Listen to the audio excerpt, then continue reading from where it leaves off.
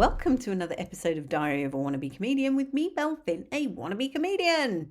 I'm in Kent. I have come to Kent because it is my little boy's birthday, my Jeremy. And I should have got a recording of him actually, so he could speak for himself. But he is, well, he gets the key of the door. He's 18.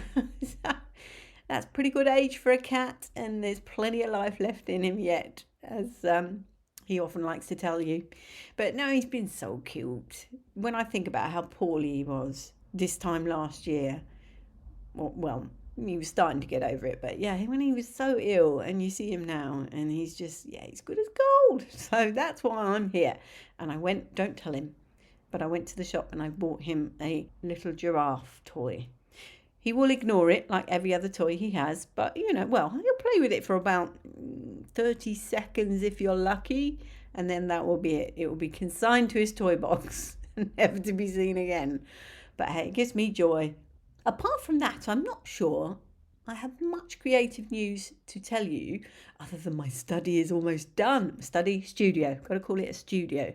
My studio is almost done. I've got a rug now. And I've got the chair. I've built the chair. The desk is waiting to be built, but it's so heavy. It arrived on Monday and I had to get my friend to help me carry it up because we have no working lift in our block. And so it was very, very heavy. And I paid the price, severely paid the price of that with my back. But luckily I had my brand new bed to sleep in on Monday.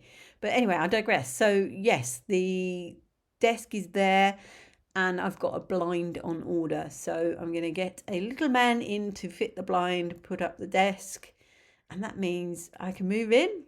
I'm very excited. So I don't know what the acoustics are going to be like, because even with the rug down, it's still not brilliant. So we'll have to play that by ear. You'll know, I guess, I hope this time next week. So I hope next Thursday we'll know what it's going to sound like. And if it's too echoey, I guess I may have to do something. What is it? They put those egg boxes on the wall.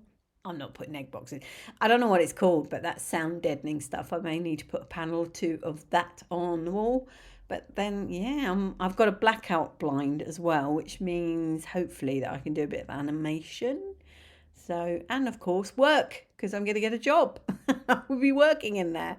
So all coming together. It seems to have come together quite quickly, having had weeks and weeks or months and months of nothing. And then, it's just all happening, which is great fun.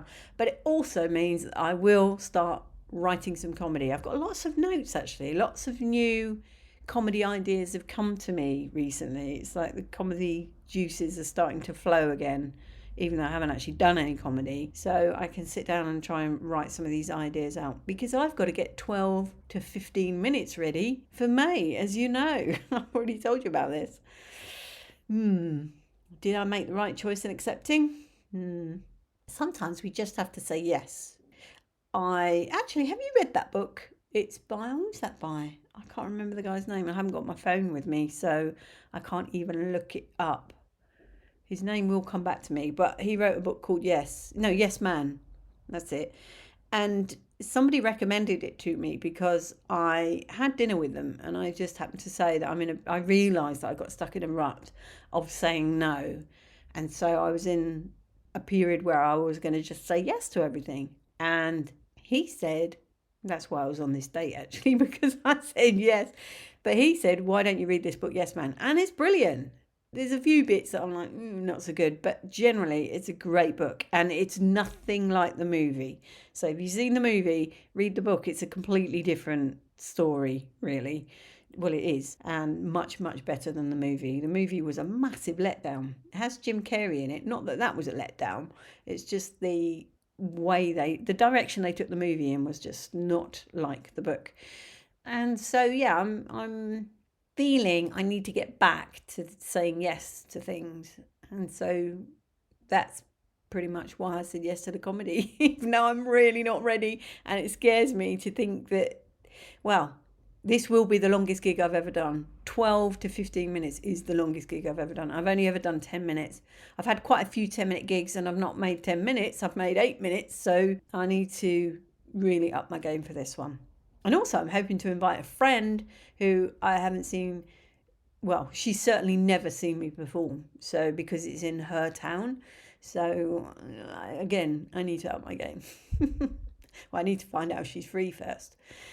But that's it. That's pretty much my week, really, has been all around my home and coming to Kent. Much love and gratitude.